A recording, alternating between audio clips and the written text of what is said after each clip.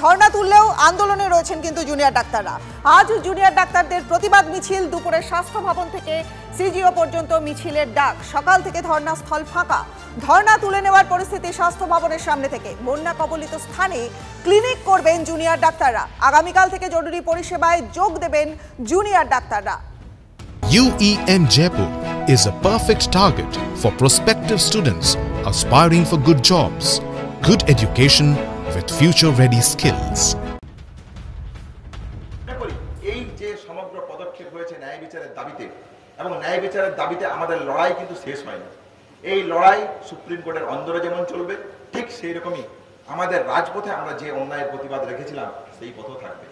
সেই জায়গা থেকেই আমরা কালকে স্বাস্থ্য ভবন থেকে সিজিও কমপ্লেক্স অভিযানের ডাক দিয়েছি বিকেল 3টায়।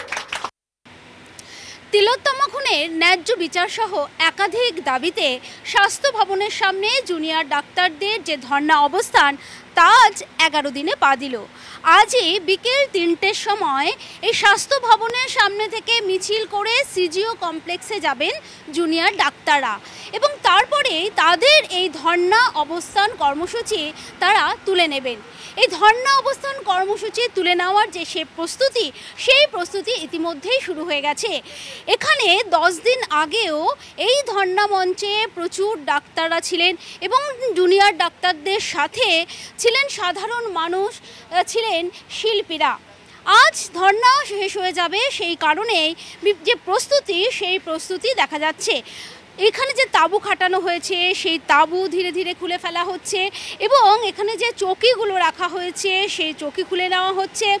বৃষ্টির জন্য কিছু ক্যাম্প খাট ব্যবহার করা হয়েছিল, ফ্যান ব্যবহার করা হয়েছিল, সেগুলো আস্তে আস্তে চলে যাচ্ছে ডেকোরেটার্সদের কাছে, অর্থাৎ যাদের থেকে এগুলো নিয়ে আসা হয়েছিল সেখানেই আবার পৌঁছে দেওয়া হচ্ছে। অবস্থান বিক্ষোভ আজ বেলা 3টের সময় স্বাস্থ্য ভবনের সামনে থেকে মিছিল হয়ে শেষ হবে সিজিও কমপ্লেক্সে। সেখানে তারা তিলোত্তমা খুনের ন্যায্য বিচারের দাবিতে তারা সেখানে যাবেন। তবে জুনিয়র ডাক্তারদের তরফ থেকে জানানো হয়েছে তাদের এই আন্দোলন অর্থাৎ ধর্ণা অবস্থান তারা তুলে নিলেও তিলোত্তমা খুনের ন্যায্য বিচারের দাবিতে তাদের যে লড়াই, সেই লড়াই কিন্তু তারা চালিয়ে যাবেন। পাশাপাশি শনিবার থেকে জুনিয়র ডাক্তাররা তারা এমার্জেন্সি যে পরিষেবা বিভিন্ন হাসপাতালগুলোতে, সেই হাসপাতালগুলোতে তারা শুরু করবেন। পাশাপাশি বন্যা কবলিত এলাকা যেগুলো আছে সেখানে গিয়ে স্বাস্থ্য শিবিরও করবেন তারা। ক্যামেরা দীপঙ্কর জানার সঙ্গে সোমা দাস, TV9 বাংলা, সল্টলেক।